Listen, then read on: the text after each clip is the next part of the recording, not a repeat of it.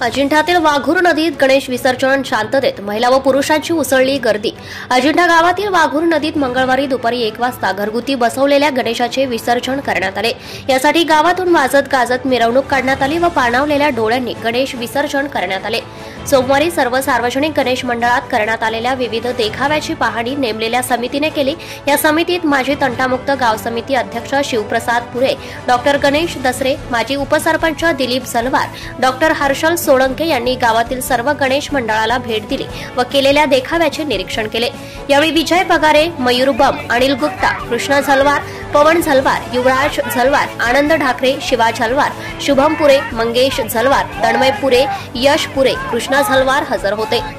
अजिंठा गावातील तेलीपुरा गल्लीत असलेल्या विश्व गणेश मंडळासमोर काढण्यात आलेली रांगोळीने सर्व उपस्थितांचे लक्ष वेधले होते। हल्ली महिलांवर होणारे अत्याचार, माणसांची प्रवृत्ती याबाबत या रांगोळीत चित्र रेखाटले होते। ही रांगोळी अजिंठा येथील अवंतिका श्यामकुमार पुरे, अश्विनी झलवार, सुकन्या जाधव, करीना झलवार, परी झलवार यांनी रेखाटली होती। Subscribe now and press the bell icon. Never miss an update.